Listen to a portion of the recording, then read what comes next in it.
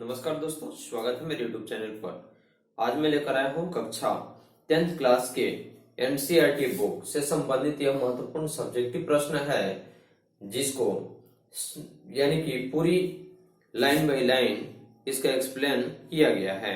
अगर आप मेरे चैनल पर नए हैं तो सब्सक्राइब कर लें और बेल आइकन दबा दें ताकि सभी नोटिफिकेशन आपको मिलता रहे। तो चलिए, आज का जो प्रश्न है यह राष्ट्रवाद के उदय यानी कि इसके उत्थान यानी कि शुरुआत के कारण एवं प्रभाव की चर्चा करना है। तो देखिए, सबसे पहले राष्ट्रवाद के यानी कि जो उदय हुआ था, इस उदय यानी कि राष्ट्रवाद का जो उदय हुआ था वह फ्रांस के क्रांति के कारण हुआ। यानी कि फ्रांस में क्रांति जुलाई 1848 में अगर यह क्रांति नहीं हुआ रहता, यानी कि 1848 की क्रांति के फलस्वरूप ही यह यानी कि सफल हुआ, यानी कि राष्ट्रवाद का उदय। तो पूरे यूरोप में राष्ट्रवाद की लहर दौड़ गई, यानी कि जितना भी यूरोपीय देश था उसमें सभी में यानी कि राष्ट्रवाद यानी कि राष्ट्र के रूप में एक साथ संगठित होकर रहने की एक लहर दौड़ गई, जिसके कारण अनेक छोटे बड़े राज्यों का उदय हुआ। यानी कि सभी लोग चाहता था कि हम अपनी राष्ट्रवाद को एक मान करके चलें, जिसकी वजह से सभी ने मिल करके और एक छोटे बड़े राज्यों का उदय कर लिया।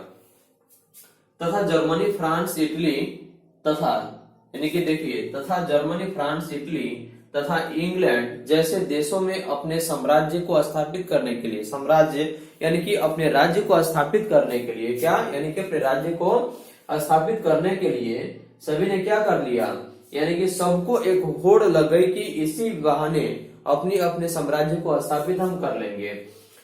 और ये सभी देश बड़े साम्राज्यवादी एशिया यानी कि ये जितने भी लोग देश थे ना, जैसे जर्मनी, फ्रांस, इटली तथा इंग्लैंड, यह सभी मिल करके सोचा कि एक शक्तिशाली जो राष्ट्र था वह यानी कि साम्राज्यवादी एशिया और यूरोप को अपना निशाना बना लिया। यानी कि यह चाहा कि इन पर भी आक्रमण करके और इनके सारे यानी कि क्षेत्र को हम अपने अधीन कर लें, तो अपना निशाना बनाने लगा। तथा इस समय शक्तिशाली देश अपने से कमजोर देशों पर यानी कि जो कमजोर होता है उस पर बलवान लोग अपना कब्जा करना शुरू कर लेते हैं।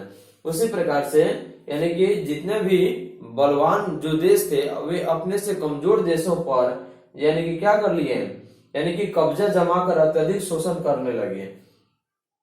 और इंग्लैंड, फ्रांस यानी कि इंग्लैंड, फ्रांस और यानी कि इंग्लैंड, फ्रांस, पुर्तगाल और हॉलैंड में भारत के लिए यानी कि भारत को पाने के लिए सभी में क्या हुआ, यानी कि युद्ध हुआ और इंग्लैंड विजयी रहा। यानी कि भारत को पाने के लिए इंग्लैंड, फ्रांस, पुर्तगाल और हॉलैंड में भारत को पाने के लिए यानी कि भारत को अपने साम्राज्य अधीन करने के लिए इन सभी में युद्ध हुआ और इंग्लैंड क्या हुआ, विजयी रहा। यानी कि इंग्लैंड सभी को हरा करके खुद को विजयी हुआ।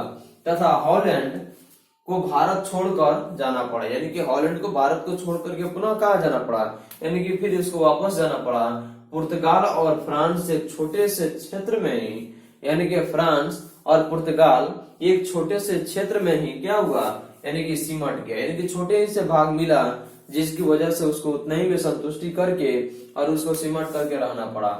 और अफ्रीका को आपस में बांट लिया, यानी कि अफ्रीका को क्या कर लिया, आपस में बांट लिया। इस प्रकार कहा जा सकता है कि राष्ट्रवाद के हित में बहुत बुरा प्रभाव पड़ा, क्योंकि अगर ऐसी स्थिति उत्पन्न नहीं होती तो राष्ट्रवाद का उदय काफी जोर शोर से होता। लेकिन जो देश था वे सभी शक्तिशाली देश अपने से कमजोर देशों पर कब्जा जमाने तथा अपने साम्राज्यवाद को स्थापित करने के होड़ में सभी ने अपने अपने को आगे निकलने की कोशिश की। लेकिन इसकी वजह से यानी कि राष्ट्रवाद के उदय में अनेक प्रकार के कारण पड़ा, जिसकी वजह से यहाँ यानी कि अनेक प्रकार की हानियां भी उत्पन्न हुई। इस प्रकार से कहा जा सकता है कि राष्ट्रवाद के उदय में यानी कि उदय के जो कारण थे और प्रभाव पर अनेक प्रकार के परिवर्तन पड़े।